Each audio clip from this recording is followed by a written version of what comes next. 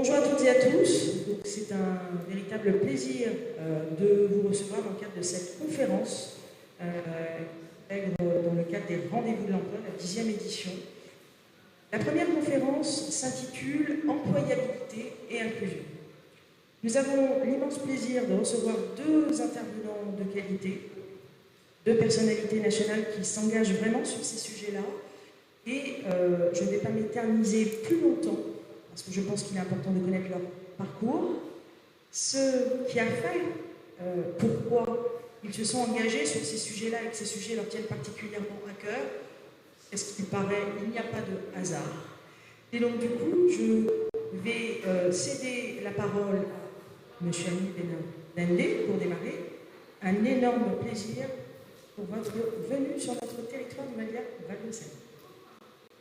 Merci beaucoup, Faten. Alors, je vais essayer de faire court. Je suis connu pour être droit au but. D'ailleurs, on s'est rencontrés à Marseille. Donc, je suis Annie Benardendé, je suis directeur de qui s'appelle Innov. Donc, Innov, c'est un groupe qui forme aux métiers tech et digitaux des étudiants post-bac et qui les amène à des niveaux bac plus 3, bac plus 5.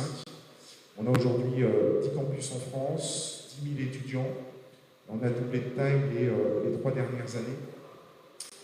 Et donc je suis en charge de la direction. J'ai la direction générale d'Innov depuis cet été. Et précédemment, j'ai eu un parcours, je vais essayer d'être rapide, mais pour éclairer en fait cet engagement et cette façon de voir. J'ai eu un parcours d'abord dans les opérations. Donc moi j'étais dans un... Je crois que Faten disait ça ne vient pas de nulle part. Moi, j'étais dans un collège qui avait 70% de réussite au BPC. J'ai ensuite évolué vers un lycée, des classes préparatoires. J'ai eu la chance, ou en tout cas l'énergie et le travail pour faire des études d'ingénieur. Et ensuite, j'ai passé les 10 premières années dans les opérations, la logistique. Et en fait, ça m'a appris beaucoup de choses de mes ressorts, de mes engagements aujourd'hui, parce que lorsqu'on travaille en logistique, on a besoin d'être proche du terrain, de proche des gens. Il y a énormément de gens qui évoluent, finalement, qui rentrent préparateurs de commandes et qui finissent à des postes de direction en logistique. Et cette écoute, cette proximité, cette capacité de voir qu'il y a des ressorts différents dans chacun des profils et des capacités à faire de très très beaux parcours, c'est ça qui m'a donné aussi ce goût de l'écoute et d'aller chercher finalement des compétences exprimées différemment. Et je reviendrai là-dessus, pour moi, ce n'est pas des compétences différentes, ce sont des compétences exprimées différemment. Et je pense qu'aujourd'hui, dans l'inclusion, on a énormément de biais personnels et de biais en termes d'évaluation des compétences. Ensuite, j'ai passé 10 ans dans l'e-commerce comme dirigeant chez Cdiscount et Chambre Privée, pour ceux et celles qui connaissent. Et je suis rentré dans le monde de l'éducation chez Tech Business School, une grande école, une grande business school, en tant que directeur général adjoint, et j'ai rejoint Innov il y a finalement un peu plus d'1 an. À côté de ça, je suis aussi engagé auprès des fonds d'investissement, notamment pour accompagner les dirigeants à déployer finalement leur entreprise en France, en Europe et en Afrique, qui fait partie de mon deuxième engagement très très fort. Alors la question, c'est la question d'inclusion. À mon sens, l'inclusion, c'est, je résumerai comme ça, c'est faire fi de ses biais et de ses a priori. Et le deuxième point pour moi, c'est que pour un dirigeant, l'inclusion, ce n'est pas une question de valeur, c'est un impératif. C'est un impératif pourquoi ? Parce qu'une organisation plus inclusive et plus diverse est plus performante. Et le rôle d'un dirigeant, c'est de tirer son entreprise et son organisation vers finalement la performance. Le deuxième point, c'est qu'aujourd'hui, on est dans un... Et c'est bien l'objectif ici, c'est de faire rencontrer finalement des demandeurs d'emploi et des entreprises. On a beaucoup de métiers en tension. Et comment peut-on, en tant que dirigeant, se satisfaire d'être en tension sur des métiers tout en restant, on passerait l'expression, un peu scotché sur ses critères de recrutement et sur sa vieille façon de voir, qui est de dire que, par exemple, dans nos secteurs, pour faire de l'informatique, il faut être bon en maths. Non. Pour faire de l'informatique, il faut être logique. Et en France, on a dit qu'on est logique quand on est bon en maths. Mais c'est un raccourci, en fait. Et nous, on a plein d'étudiants aujourd'hui qui sont dans nos parcours, qui terminent Bac plus 5, qui ont des très très belles carrières derrière, en informatique, et qui n'étaient pas bons en maths, mais qui étaient logiques. Donc, pour nous et pour moi, vraiment l'inclusion, c'est en tant que dirigeant, c'est un impératif. C'est pas qu'une question de valeur. Bien sûr, il y a des ressorts personnels, mais il y a d'abord un impératif de performance de l'organisation et de développement de l'organisation, d'ouverture des talents de l'organisation. Bonjour à tous, donc moi c'est... Merci Fatem pour cette invitation et l'honneur que vous me faites d'être parmi vous. Moi je suis Laurent Laïc, je suis ingénieur de formation, fils de prof, comme on dit maintenant, donc j'étais absolument pas destiné à entreprendre déjà. Et pendant quelques années dans ma vie, j'ai 6-7 ans, j'ai été ingénieur dans une usine industrielle, dans une entreprise industrielle, en Alsace, qui s'appelle les Cuisines Schmitt. Et un beau matin, je me lève avec deux choses en tête. D'abord, je veux entreprendre, sans trop savoir ce que ça veut dire. Mais en gros, je veux faire des choses avec des gens, en prenant un peu des risques, mais aussi en ayant l'ambition de faire progresser un collectif ou de m'intégrer dans un collectif qui progresse. Et puis le deuxième volet de ce que je ressentais à l'époque, quand j'avais 26 ans, je trouvais la vie stupide en disant on met sur le bas-côté des gens en les déclarant inemployables, je crois que c'est le sujet. Et qu'est-ce que c'est que l'employabilité? Alors comme j'avais fait un peu de maths et j'avais certainement un peu de logique, je dis l'employabilité c'est quand même bizarre de décréter des gens inemployables et c'est quoi les mécanismes? Il y a tellement de paramètres externes à la personne qu'on ne peut pas quand même qualifier des gens inemployables. Voilà, j'avais ça en tête. Et comme je n'avais pas trop d'idées ni d'argent, je regarde ce qu'il y a sur le marché, qu'est-ce que je peux faire dans la vie de sérieux, et je tombe sur ce qu'on appelle des entreprises d'insertion, des entreprises inclusives, donc des mots compliqués que personne ne comprend. Mais ce qui m'intéressait, c'était le mot entreprise et insertion, en disant c'est les deux jambes d'un même projet.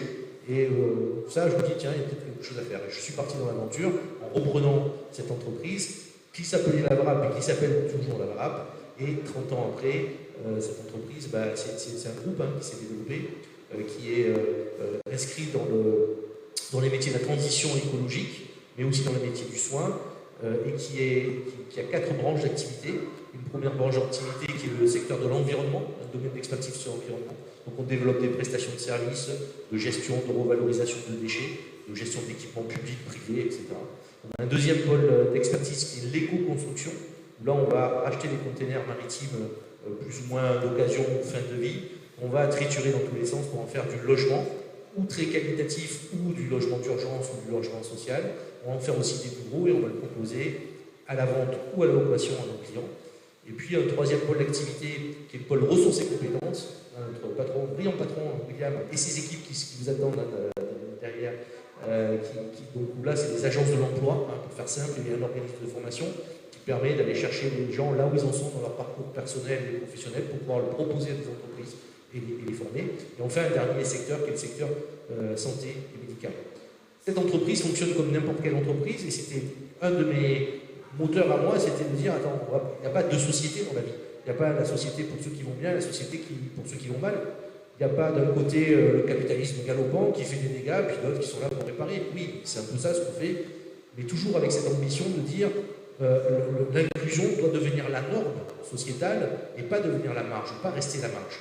Et donc, dans le développement de ce groupe, une dimension économique très forte, mais aussi ce qu'on appelle maintenant une raison d'être, donc une finalité extrêmement affirmée, où on tient le cap depuis 30 ans, et aujourd'hui on l'exprime en disant notre rôle à nous, c'est de permettre à chacun de jouer son rôle dans la société, pas uniquement de trouver une place. Tout le monde trouve sa place quelque part, même si on traîne dans un quartier et que ça, on a une place. Nous on dit non, tu dois être acteur du truc, tu dois développer ton pouvoir d'agir. Et ça, cette finalité-là, elle ne nous a jamais quittés, et c'est peut-être pour ça qu'on n'a pas perdu notre cap et qu'on continue à faire ce qu'on fait avec beaucoup d'humilité, mais aussi de professionnalisme, qui est de dire, finalement, à partir de ce cap, n'ayons pas un préjugé sur les personnes, prenons-les telles qu'elles sont et voyons avec elles comment on peut développer ce pouvoir d'agir, même si ce n'est pas toujours par rapport avec l'emploi derrière ou avec un travail bien affirmé derrière. Donc voilà, en gros, ce qu'on fait tous les jours. Donc, en termes de quelques chiffres, c'est 9 000 bulletins de salaire qu'on fait tous les mois. C'est 2000 équivalents de temps plein en France. Alors, c'est beaucoup, pas beaucoup, ça dépend comment on regarde les choses. Là-dessus, il faut être très décontracté. C'est toutes les régions françaises où on est présent. Et donc, ici, on vient de s'implanter ici, mais chaque fois qu'on s'implante, c'est un nouveau départ. On commence avec 1 pour 1, donc en étant tout petit. C'est aussi cette logique où Dans notre entreprise, on s'est toujours attaché à dire il faut que ce soit avant tout des vraies entreprises. N'ayons pas des droits spécifiques pour les entreprises sociales, inclusives, etc. Mais essayons de les mettre dans la vraie vie de tous les jours. Et c'est parce qu'on va la mettre dans la vraie vie de tous les jours qu'on va arriver à enlever le ticket d'insertion sur nos personnels, sur nos collaborateurs, et qui vont eux-mêmes jouer leur rôle dans la société. Donc ça a été ça un petit peu les moteurs. Donc j'ai fait ça au départ en me disant, bon, je ne sais pas si ça va marcher ou pas, et puis on verra bien dans 5 ans. Et puis 5 ans après, j'ai dit, tiens, je n'ai pas l'impression de travailler, je m'amuse beaucoup, on va continuer les 5 prochaines années. Et c'est comme ça que le groupe s'est développé, avec une accélération très forte les dernières années, puisque depuis le début, on a accompagné plus de 100 000 personnes chez nous.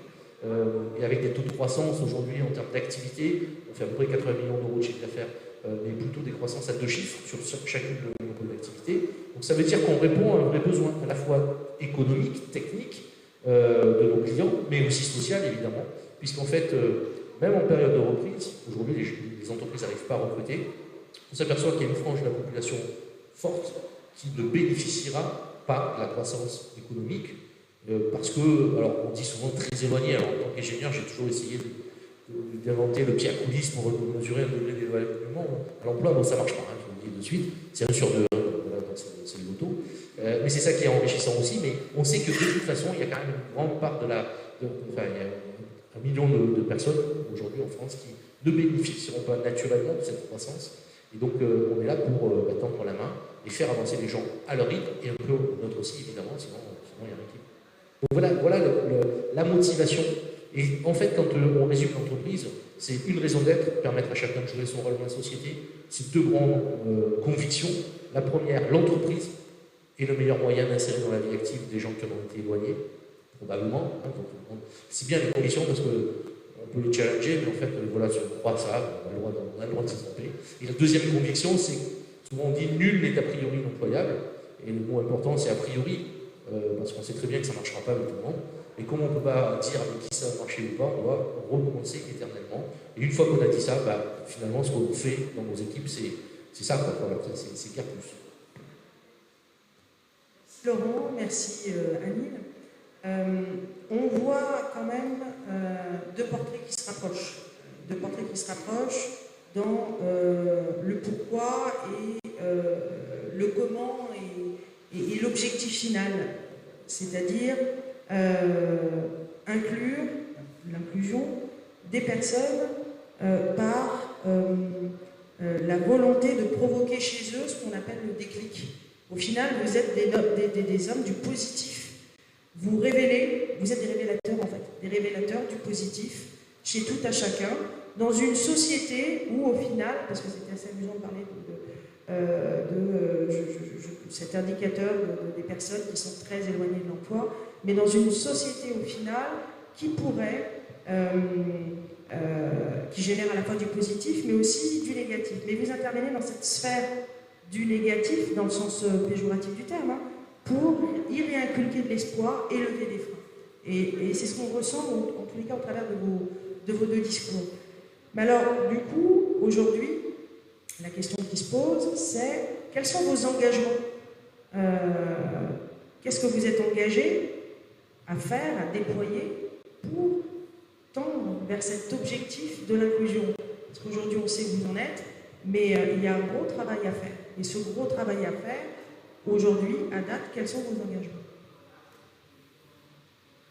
Tu as raison notre métier, je pense, et sa notion sera totalement d'accord, c'est avant tout un métier de la rencontre. La rencontre, et les rencontres, il y a des rencontres qui sont déterminantes de notre part. On est tous marqués par des gens qu'on a croisés dans notre vie où on a eu un déclic. Ça peut être un grand patron, ça peut être un homme politique, ça peut être quelqu'un dans un quartier. Une histoire dont on se rappelle, y compris un prof, voilà, qui dit « Ah, je me rappelle de ce prof », etc. Et ces rencontres déterminantes, pour ceux qui ont des difficultés, en fait, elle est difficile à voir. Parce que les gens vivent toujours dans le même cercle, en fait, et ne rencontrent pas des gens extrêmement différents de leur propre histoire. Et donc, nous, du coup, notre modalité d'action, c'est finalement comment je génère ces rencontres extraordinaires. Et une rencontre extraordinaire, c'est peut-être un café avec quelqu'un à la machine à café avant de partir, où on dit tiens, je veux le patron, il parle comme moi, il était là à la même heure aussi. Enfin, ouais, c'est des choses où nos collaborateurs, voilà, c'est cet esprit de rencontrer. Donc ça, c'est un premier engagement. Le deuxième engagement, mais qui est lié, en fait, c'est que même si nous, on développe des entreprises qui sont performantes, il faut lutter contre le déterminisme social et le déterminisme tout court. La somme des numéros 1 dans une entreprise ne fait pas qu'une entreprise est numéro 1. Et nous, on en est la preuve, puisque, bon, je ne sais pas si on est numéro 1, on existe depuis 30 ans et on va bien, mais c'est la somme de tous les individus, le numéro 1, le numéro 2, le dernier de la classe, le premier de cordée, tiens, la varap. Hein, donc, on a un mur d'escalade, on vous fera une petite démonstration après, c'était le pari qu'on s'était fait. Jamais les premiers, comme on dit chez nous. Et donc, voilà, donc à un moment donné, c'est cette conviction et cette profonde qu'on prend les gens tels qu'ils sont, et parce qu'on va créer les conditions nécessaires managériales, notamment, le collectif va être supérieur à la somme des individus. Et ça, c'est une conviction très forte que l'on a, qui n'est pas très tendance quand on écoute la télé. Et donc, c'est facile de dévier en disant, mais c'est normal, avec les gens que vous avez, vous ne pouvez pas faire des activités ou développer des prestations qui soient efficaces pour vos clients, etc. Pourquoi je ne peux pas? Parce que l'économique et les sociales et l'environnement seraient des sphères très, très éloignées. Mais non, c'est la même facette d'un projet.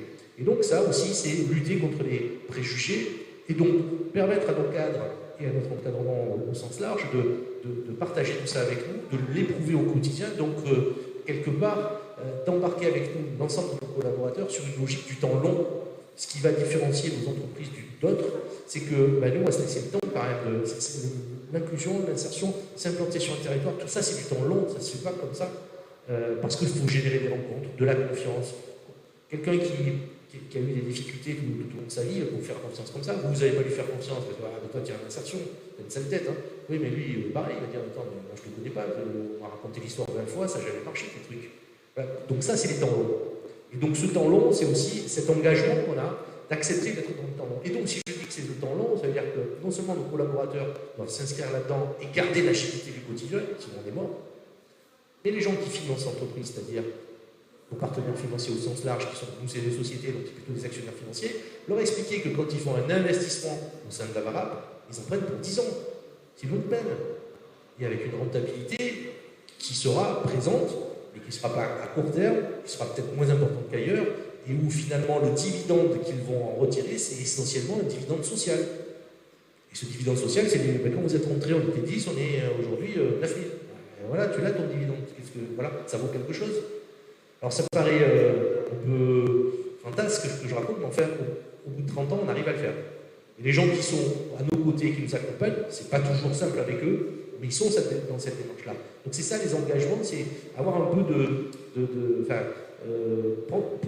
avoir une prise de recul sur le monde économique qui est aujourd'hui, se forger sa propre opinion et avoir du déterminisme pour aller au bout des choses.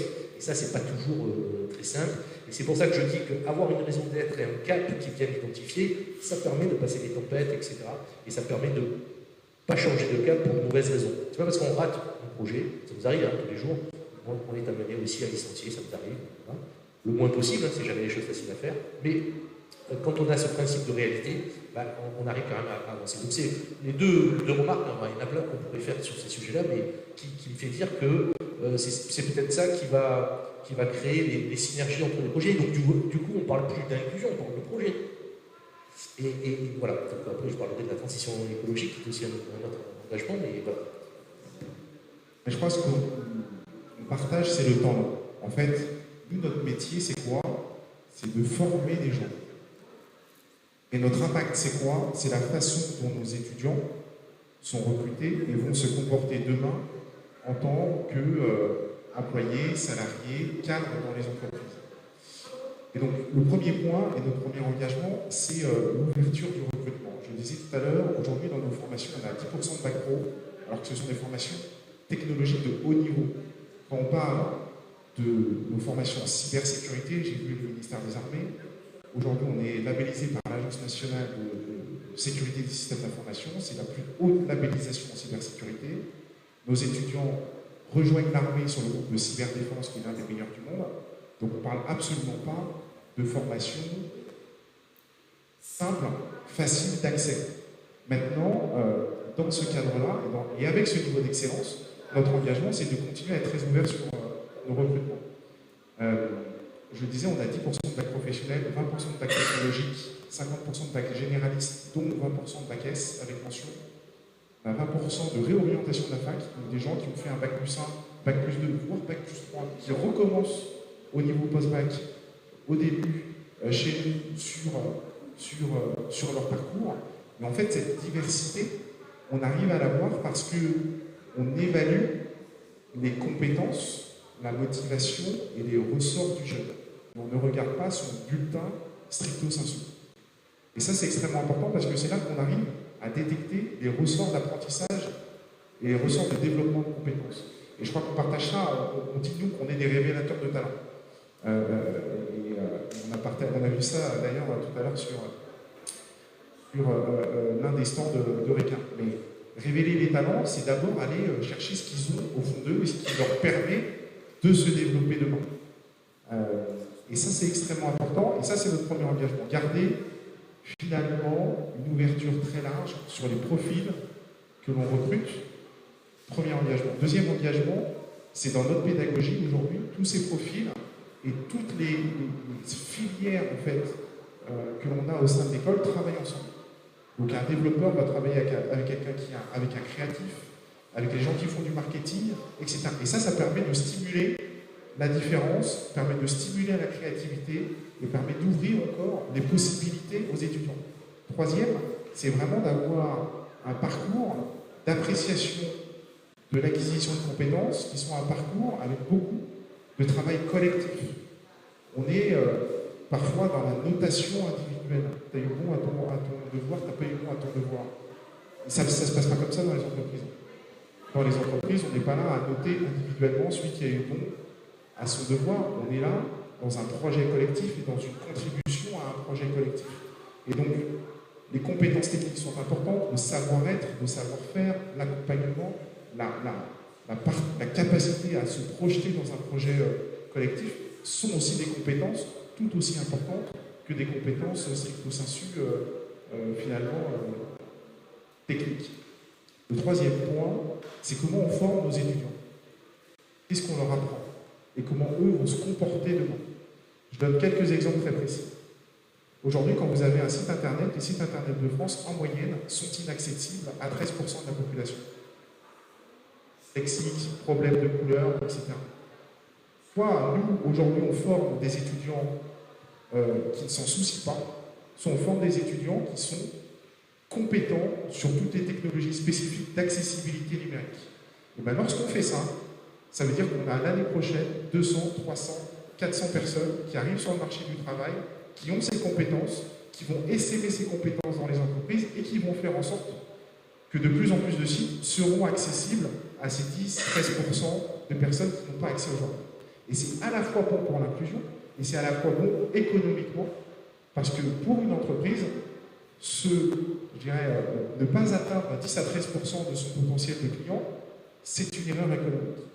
Et donc, la façon dont on forme nos étudiants, ce qu'ils apprennent et qu'ils seront capables de faire demain, finalement, dans les entreprises, c'est important. On a aujourd'hui, par exemple, sur tous nos étudiants qui sont formés sur les technologies de cloud et d'infrastructure informatique, on est en train de transformer les programmes pour qu'ils soient sustainable by design et que donc, dès qu'ils construisent une infrastructure, elle soit nativement bas carbone. Quand on fait ça, on change la trajectoire de l'ensemble des entreprises dans lesquelles ils vont être embauchés demain. Et nous, notre impact, c'est celui-là. Alors bien évidemment, on est aussi une entreprise, on a 700 salariés aujourd'hui, donc on a des responsabilités autour du handicap, de l'équilibre femmes-hommes, de l'inclusion, etc. Et on est vraiment moteur sur ces sujets-là, mais notre impact majeur, c'est d'abord celui-là. Et le dernier point, moi, qui me tient très à cœur et dont on parle généralement un tout petit peu moins, c'est l'inclusion territoriale, notamment en termes de formation et de formation supérieure. Lorsqu'on est en dehors des grandes métropoles aujourd'hui en France, on a 30 à 40% de moins de chances de continuer son parcours, après, lorsqu'on a eu son bac, de continuer son parcours dans l'éducation supérieure. Alors que les notes au bac, finalement, en dehors des grandes métropoles, sont même supérieures aux bacheliers des grandes métropoles. Donc il y a une distorsion très très forte aujourd'hui, finalement, dans l'accès à l'éducation supérieure. On sait aussi que dans le top 10 des grandes écoles, on a 50% d'étudiants de classes préparatoires qui viennent de Paris et de la région parisienne. Donc il y a énormément de distorsions territoriales. Aujourd'hui, on est présent dans 10 villes et notre engagement, c'est d'aller de plus en plus décentraliser nos formations dans les territoires, parce que là encore, il y a des potentiels, il y a des profils qui sont en capacité finalement d'apporter énormément à la collectivité, et c'est ça notre dernier engagement.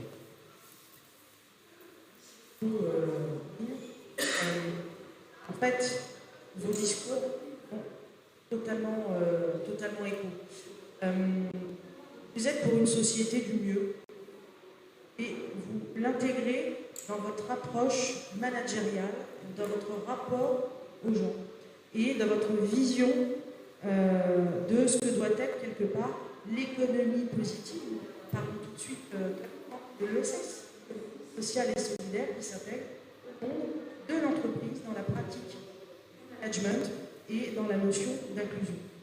Alors, qu'est-ce qu'aujourd'hui, pour vous, d'après vous, qu'est-ce qu'il faudrait faire de plus pour accélérer cette transition positive?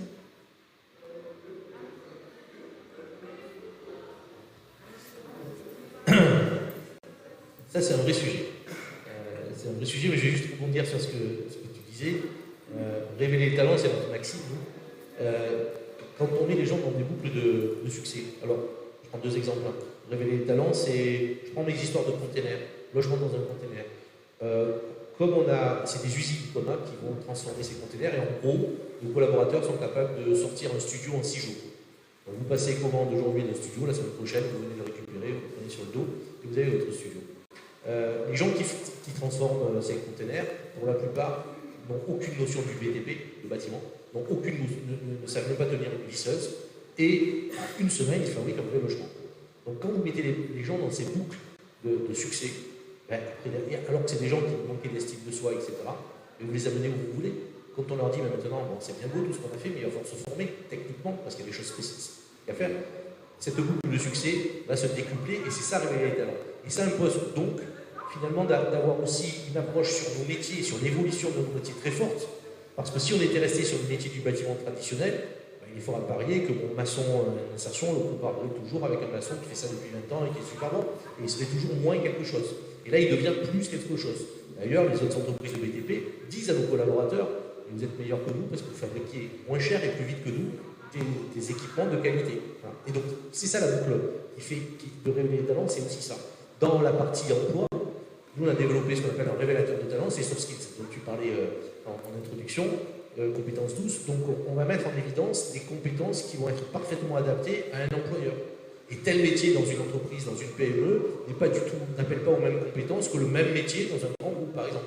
Et donc, on va mettre en évidence ces mécanismes-là qui font que les personnes se sentent plus en sécurité, se mettent dans des boucles positives, et donc ça fonctionne. Alors, comment on fait pour faire plus? Alors, il y a plusieurs réponses à ça. Il y a une réponse non conventionnelle, mais je la dis parce que sinon ça ne serait pas moi. Tout ce qui est ESS, insertion, machin, on aime bien vivre entre nous. Hein. C'est super, mais c'est surtout pour nous que c'est super. Alors, on dit, attends, on est des marchés protégés, nous on est des gens bien, on va aller au paradis directement. Bon, voilà. Donc, il faut casser ça. Je ne sais pas ce que c'est l'ESS, je ne sais pas ce que c'est l'IAE, je ne sais pas ce que c'est l'inclusion. C'est beaucoup de bon sens. Et voilà.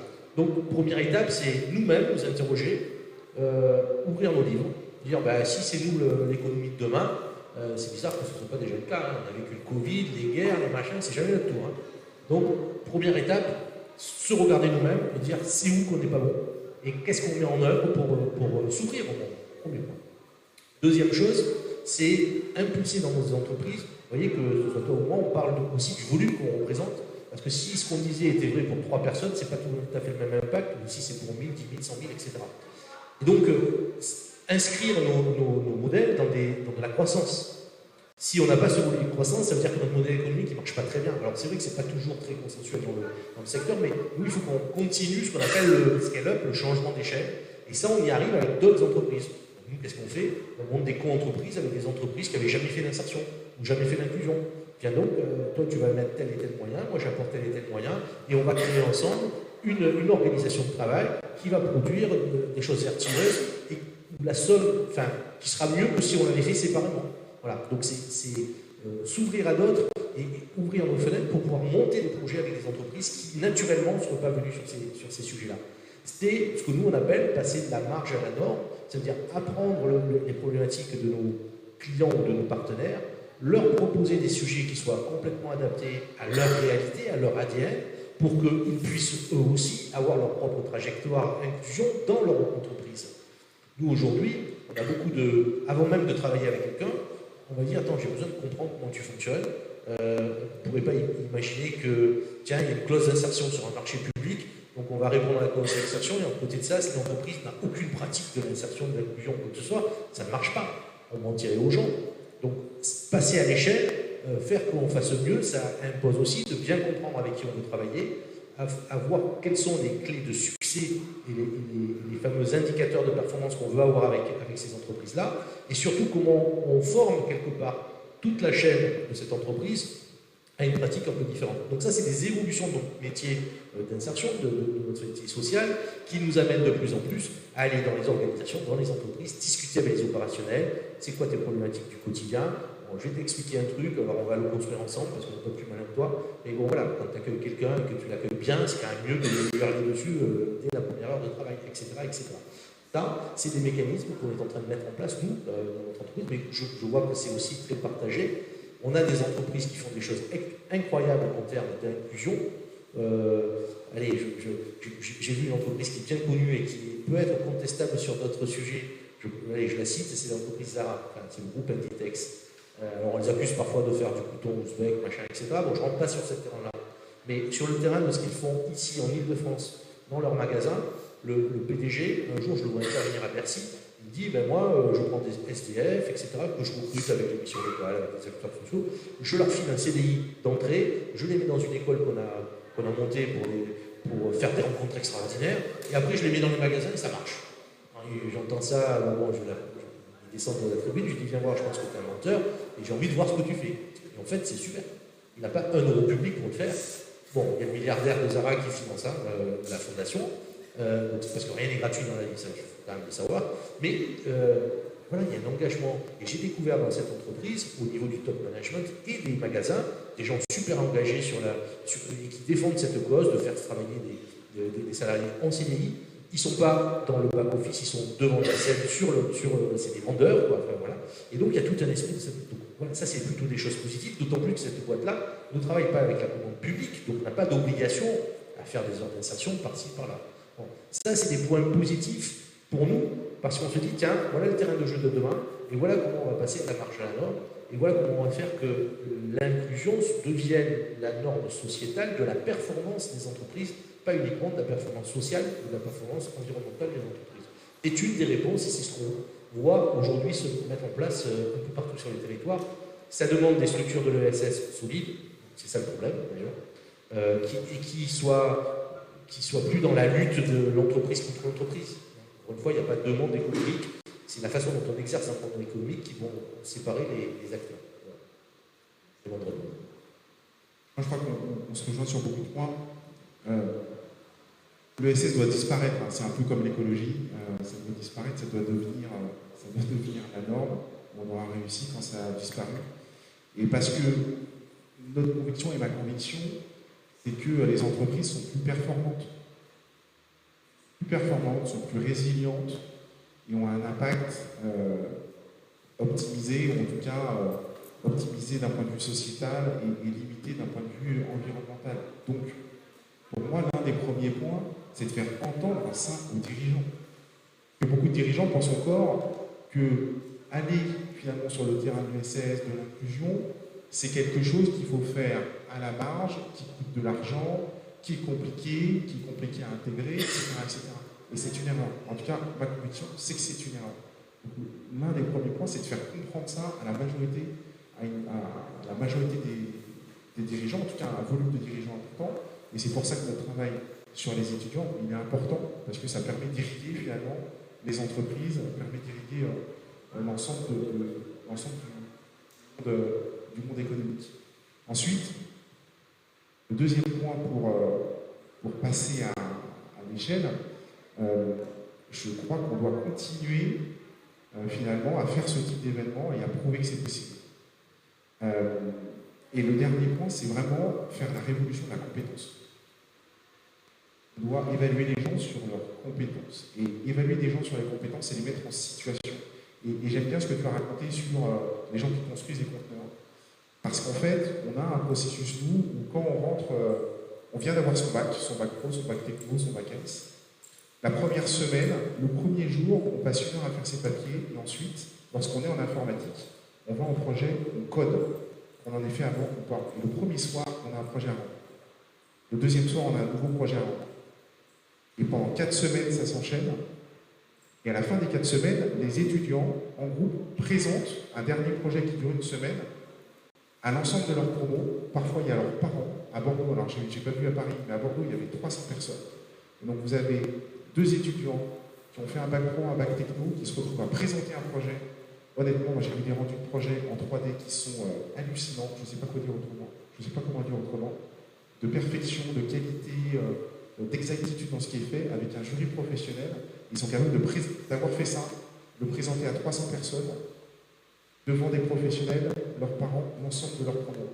Et ça, c'est les mettre en situation de réussite. Et là où je rebondis vraiment, c'est mettre les gens en situation de réussite. Parce que dès qu'il y a une petite réussite, il y a une moyenne réussite, quand il y a une moyenne réussite, il y a une plus grosse réussite, et on génère en fait une dynamique extrêmement positive, où les gens sont capables, un peu comme en sport, d'aller se dépasser et d'aller trouver des ressorts qu'ils n'avaient pas trouvés jusqu'à présent parce qu'ils ne pensaient pas finalement être capables de réaliser tout ça. Et le dernier point, c'est, on n'en a pas trop parlé, mais il y a l'effet des biais dans les entreprises. Il y a des biais chez chacun d'entre nous. Et moi, je vois beaucoup d'étudiants qui se disent, non, ça c'est trop compliqué, c'est pas pour moi. Et donc notre rôle aussi, en tout cas nous c'est comme ça qu'on le prend et c'est une conviction forte, c'est de faire en sorte de les débloquer sur leur biais, de leur dire, mais si c'est possible, regarde pas l'Everest, regarde le premier camp de base, deuxième camp de base, troisième camp de base, et finalement, au bout d'un an, 2 ans, 3 ans, ils se rendent compte qu'ils sont arrivés à un niveau, là encore, qu'ils ne pensaient pas atteindre. Donc, les biais, ils sont présents finalement, côté entreprise, ils sont présents aussi, côté demandeur d'emploi, ils sont présents aussi, côté étudiant, et notre rôle, à mon sens, si on veut aller plus loin, c'est de faire tomber ces biais pour qu'il y ait cette compréhension et qu'il y ait cette capacité à oser, à risquer et à réussir. Merci Annie. Merci Laurent. Se dépasser. Ce point-là, vous êtes totalement en ligne. Est-ce que, peut-être en 2-3 mots, vous auriez un message à adresser à notre public des territoires, à vous qui êtes ici présents, et j'en reconnais quelques-uns qui voudraient d'ailleurs échanger avec vous, dont des petits génies en air, créateurs d'entreprises. Je pense à la dame que je vois là-bas, qui, alors je donne un petit exemple, elle a un salon de manucure. Et un jour, je vais aller la voir, c'est un manucure, bref. Un jour, elle me dit, je suis en train de monter en parallèle ma petite start-up, ma petite entreprise. J'ai créé ma ligne de thé. Et là, je lui dis, ah bon, une ligne de thé, mais ça vient d'Asie. Elle me dit, justement, quand on parle du thé, ça vient souvent d'Asie, de Chine et autres. Mais moi, non, j'ai envie de faire connaître l'Afrique. Et en Afrique, on a des superbes plantes qui ont le même goût que la verveine et énormément de vertus. Donc, et elle me dit, je vois que vous allez organiser un événement, il y a des personnes qui m'intéressent, j'aimerais les rencontrer pour leur faire goûter mon thé, déjà d'une part, et de deux, leur expliquer ce qui me motive, ce qui me dynamise. Mais moi, ma problématique, c'est que je n'arrive pas à rencontrer les bonnes personnes. Et ça fait écho à ce que vous disiez tout à l'heure. Allez sur le terrain, allez à la rencontre de personnes comme vous, ici présents. C'est ce qui fait un peu la magie et l'impact positif que vous pouvez avoir dans les sociétés. Mais là, je laisserai ces rencontres se faire après. Donc, en 2-3 mots, pour conclure, avant de passer à l'échange avec le public, quels sont pour vous, si vous aviez un message à adresser pour lever les freins que certains peuvent avoir dans cette atmosphère bienveillante, et je pense que tout le monde l'a bien intégré. Sans avoir réfléchi, mais en 2-3 mots, sous-tendu à tout ce qu'on a dit, il y a quand même cette notion d'innovation. Parce que l'innovation, c'est par ce biais-là qu'on arrive aussi à développer des projets qui sont d'actualité, et qu'on n'est pas sur des projets du passé, mais des projets d'actualité. Et l'innovation, souvent on estime que l'innovation, c'est la R&D, la recherche et développement dans des laboratoires, etc., et qu'on va sortir un truc qui va révolutionner le monde. C'est fini ça. Enfin, de temps en temps, c'est comme ça, mais c'est très rare. L'innovation, elle est sur les territoires. Elle est au plus près du terrain. Vous, madame, avec votre thé, par exemple, je ne sais pas du tout secteur, mais il faut quand même être complètement fêlé pour dire je vais faire un thé comme ça. Bon. Mais donc ça, c'est l'innovation. Quand on fait de l'innovation, il y a un grain de folie. Il y a un grain où on se dit on n'est pas satisfait de ce qu'on fait aujourd'hui, on veut résoudre un problème. Et donc ça, c'est une richesse très forte. Et pour les entreprises comme nous, alors nous, c'est une des problématiques, on a une boîte qui grossit, donc on se dit ouais, c'est un groupe. Alors, ça fait peur le groupe, même moi ça me fait peur. Nous, le groupe, c'est la somme des territoires, c'est les territoires qui construisent le groupe. Et l'expression de la VARAP, par exemple, ici, sera différente dans Bourgogne, différente dans Mayotte où on est, différente dans Bretagne. Ce sera le même projet, mais l'expression va s'inspirer du territoire. Et donc, une des clés, c'est de faire tomber les freins qu'on se met nous-mêmes sur ces questions-là. Et après, effectivement, solliciter les rencontres déterminantes qui font que, à partir d'une idée qui vaut 1, on arrive à écrire un projet, ça vaut 10, on trouve une équipe, ça vaut 100, et puis après on le met en œuvre, ça vaut 1000. C'est ça qu'il faut arriver à faire. Et qu'on parle d'inclusion, qu'on parle de projet tout court, là on ne fait plus la différence. Et à mon avis, c'est une des clés pour faire en sorte que la richesse se crée sur les territoires, qu'elle soit peut-être un peu moins délocalisable que ce qu'on voit parfois sur ça. Aujourd'hui, tout le monde veut relocaliser. Ça fait des années qu'à faire l'inverse. Hein. Bon, mais voilà, donc le territoire devient la bonne maille pour aller faire ces projets-là et développer. Je vais te parler après, Laurent, mais... non. Faten l'a dit au début, moi j'aurais quelque chose qui... c'est exactement ce que je dis aux entrepreneurs. Je peux aussi conseiller de fonds d'investissement, j'accompagne des entrepreneurs. C'est toujours plus facile de faire que de penser. Et donc à un moment donné, il faut arrêter de penser, il faut commencer à faire. Et quand on commence à faire, on a des petites victoires, et donc on construit sa confiance, et on se développe. Et c'est pareil dans la formation. Parfois, on vient d'avoir son bac, on se dit faire un bac plus 5, c'est compliqué, commencez déjà. À y aller, à tenter, à essayer, vous allez construire un chemin de réussite et un chemin de confiance. C'est pareil dans les projets, c'est pareil dans la formation, etc.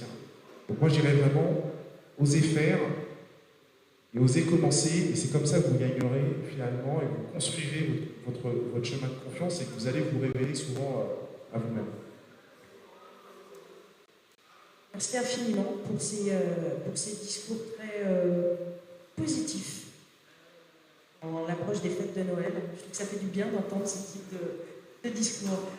Alors du coup, est-ce qu'il y a des questions dans le public? Et Laurent sont à votre disposition. Oui, Anthony.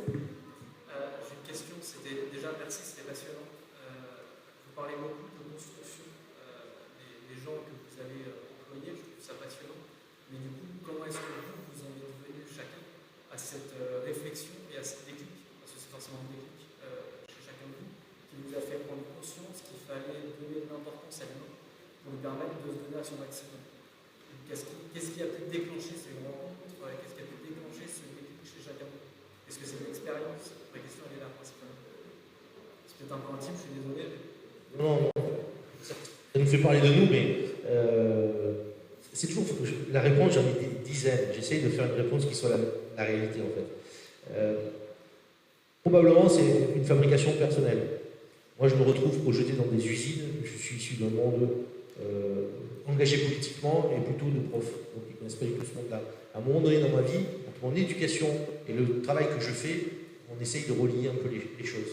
Et quand on est issu d'une famille de profs, on est quand même tourné vers faire le CNL, faire. Voilà. Donc c'est probablement ça. Après, il faudrait que j'aille voir aussi, peut-être voilà. Après, c'est aussi deuxième chose, c'est l'insatisfaction permanente de ce que l'on fait. Quand on est sur une plage magnifique, sable blanc, une femme extraordinaire ou un homme extraordinaire, des enfants qui tout fonctionne avec eux, vous n'allez pas entreprendre. Il y a un truc qui doit, à un moment donné, vous chatouiller, qui vous dit je vais me mettre, je suis dans un déséquilibre. Voilà. Donc c'est le deuxième volet. Et puis après, derrière, on se construit avec le projet. Enfin, quand on dit le mot construction, c'est pas nous qui construisons, c'est les gens qui se construisent avec nous et nous avec eux. Hein. Et donc en fait, ce qu'on est capable de dire à un moment donné, on peut dire ça évolue dans le temps. J'aurais pas pu avoir le même discours là en début de carrière. Alors, il n'y a pas de plan là-dedans. Hein. On n'a pas dit je vais faire ça dans ma vie, puis dans 30 ans, je serai ici devant le mur d'escalade à parler de la varade. C'est pas ça, c'est pas comme ça que ça marche en fait. Et c'est, comme tu le disais très bien, arrêtons de théoriser les choses, parce que la théorie, c'est super bien, il en faut beaucoup, mais il faut passer aux travaux pratiques.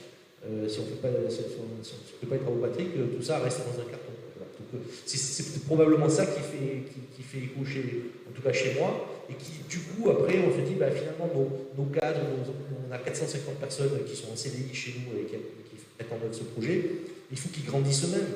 Donc, on n'a que des jeunes, beaucoup de jeunes, ils ne savent pas faire le boulot qu'on leur demande. On leur dit, t'as la fonction, t'as le poste, t'as le salaire, montre-nous, quoi. Vas-y, fonce. Pour le salaire, vous verrez avec eux, ils vous diront qu'ils sont pas assez payés. Mais voilà, donc parfois c'est comme ça les mécanismes. Et ça, on ne l'apprend pas, on ne le dit pas assez. Mais pourtant, c'est la vie. Alors, je ne savais pas qu'on avait ce point commun, mais moi j'ai dit tout à l'heure que j'ai fait mes 10 premières années dans les opérations. Les opérations sont des usines en fait. Je me suis retrouvé à 28 ans à piloter 2000 personnes en entrepôt. Et en fait, il y a un moment donné où quand ce sont des opérations qui nécessitent d'être proche du terrain et de sentir ça. Et en fait, la confiance, le développement crée ce que j'ai appelé moi la magie du collectif, qui fait qu'à un moment donné, ça marchait bien et ça devient fantastique.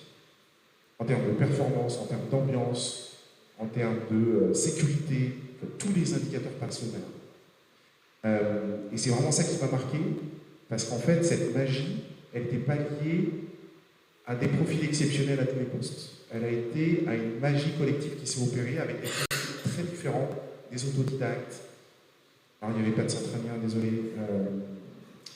Mais voilà, des écoles d'ingénieurs, des grandes écoles d'ingénieurs, des autodidactes. Tout ça a fait qu'à un moment donné, l'équipe s'est trouvée, l'équipe de management s'est trouvée, l'ensemble des salariés se sont retrouvés autour du projet. Et là, pendant 2-3 ans, on a eu une période de performance économique et collective qui était extrêmement importante. Et c'est cette expérience qui m'a marqué sur la nécessité et le rôle premier d'un dirigeant qui est de révéler des talents. Et je reviens dessus. Quand je fais passer les entretiens pour des dirigeants, la question la plus importante pour moi, c'est quel talent vous avez révélé dans votre carrière. Des gens qui ont 15-20 ans de carrière, dont personne n'a cité, c'est un problème. Pour moi, c'est un problème. Mais ça veut dire qu'on a des beaux postes, on gravit les échelons, mais on fait grandir personne. Et cette qualité, à mon sens, c'est la qualité première d'un dirigeant. Bon. Est-ce qu'il y a d'autres questions dans le public? Des sourires?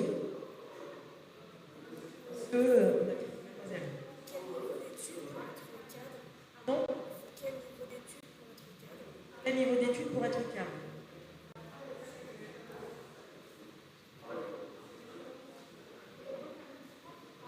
Il n'y en a pas. Il n'y en a pas. Je peux vous donner des exemples. Ces discounts, préparateur de commandes, il a son bac, il est passé agent de maîtrise parce qu'il était compétent. Il est passé cadre, donc il pilotait 600 personnes parce qu'il était compétent. On a validé cette compétence par un parcours efficace et effectivement éducatif. Donc on l'a envoyé passer un programme grande école à Cage Business School, qui est la 8e plus grande école de France, école de commerce. Il a validé l'équivalent d'un master bac plus 5, donc qui se fait généralement après prépa. Voilà, des exemples comme ça, il y en a plein. Il y en a plein, et il y en a plein dans plein d'entreprises, en fait.